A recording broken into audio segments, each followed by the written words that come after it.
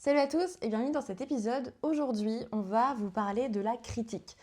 Sur les réseaux, on voit beaucoup ce truc de ne prends pas en compte les critiques des autres, ne les écoute pas, c'est des rageux, des jaloux, concentre-toi sur ton business, ta ta ta ta.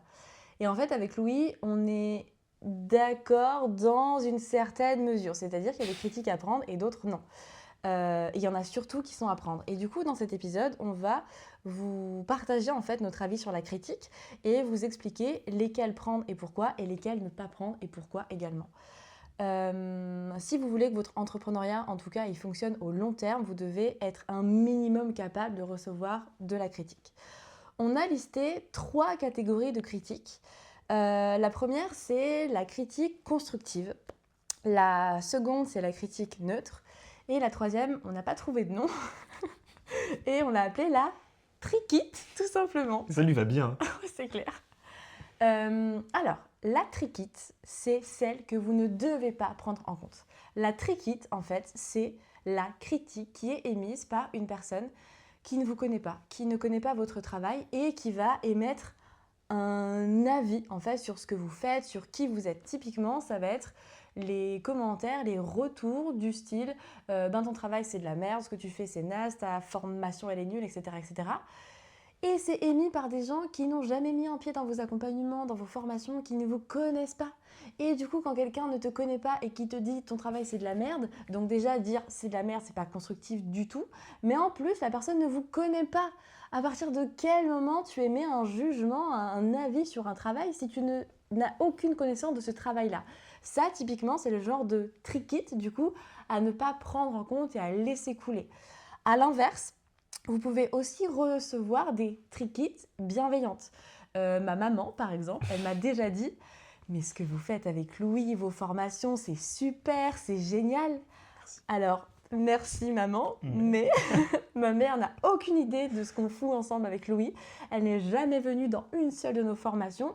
Et donc, ça part d'une bonne intention, c'est ma maman. Mais clairement, son avis, son retour, je ne peux pas le considérer parce qu'elle ne sait pas de quoi est-ce qu'elle parle. Et donc, ces fameuses triquites, qu'elles soient amenées de manière bienveillante ou malveillante, vous ne devez pas les prendre en compte parce que ce sont des gens qui vous partagent des choses alors qu'ils ne vous connaissent pas et ils ne savent surtout pas de quoi est-ce qu'ils parlent. Et donc, tout ça, ça doit vraiment vous couler dessus. Si quand vous recevez ces fameuses triquites un peu malveillantes, ça vous trigger, ça vous insécurise. Si quand on vous dit oui, ta formation c'est de la merde. Tu l'as beaucoup entendu, ça? Oui. Tu le fais très bien, en tout cas. Si quand on vous dit ouais, ta formation c'est de la merde, c'est naze, etc., etc., si ça vous fait un truc, questionnez-vous et demandez-vous pourquoi est-ce que ça vous insécurise d'entendre un avis de quelqu'un qui ne vous connaît pas et qui ne sait pas de quoi est-ce qu'il parle. Demandez-vous ce que ça réveille en vous, ce que ça veut dire. Peut-être qu'il va falloir travailler sur en fait, votre légitimité, votre estime. Peut-être qu'il va falloir renforcer ça parce que quand quelqu'un vous dit que votre taf c'est nul et que ça vous trigger, c'est peut-être qu'au fond de vous, il y a un peu une petite faille à ce niveau-là et qu'il va falloir la corriger. En tout cas, c'est vraiment le seul truc, et c'est quand même un gros truc, mais c'est le seul truc de la fameuse trick-it sur lequel vous devez vous attarder. Mais en aucun cas, quelqu'un qui vous dit « ton travail c'est hyper bien » ou « ton travail c'est de la merde » et que la personne ne sait pas de quoi est-ce qu'elle parle, dans l'idéal, ça doit vraiment vous passer dessus. Quand on ne sait pas de quoi on parle, on ferme sa gueule. Ça marche très bien pour la triquite. Le deuxième point, c'est la critique neutre. La critique neutre, elle va être émise par quelqu'un qui est légitime pour vous faire la critique. C'est-à-dire que cette personne connaît votre travail, connaît votre façon de faire, vous avez bossé avec elle. Sauf qu'elle va vous faire une critique sur un élément de votre travail sur lequel il y a une raison en fait. Vous savez pourquoi est-ce que vous faites comme ça. Typiquement, moi, il y a un jour une cliente qui m'a fait un reproche parce que j'avais une formation qui durait 2 jours.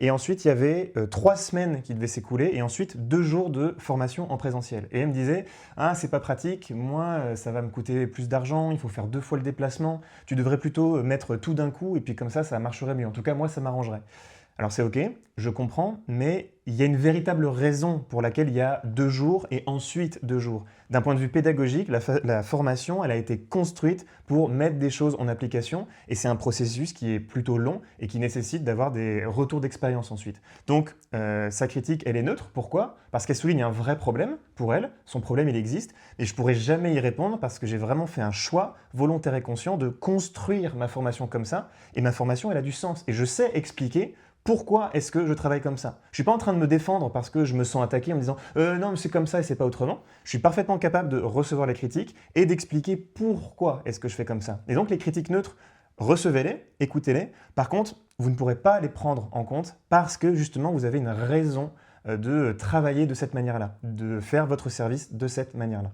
Quand vous savez pourquoi est-ce que vous faites les choses et que vous recevez des critiques que vous ne prenez pas en compte parce qu'il y a une raison, c'est là où ces critiques deviennent neutres, mais vous devez absolument savoir ce pourquoi vous faites les choses et c'est là tout l'art d'être compétent dans son domaine.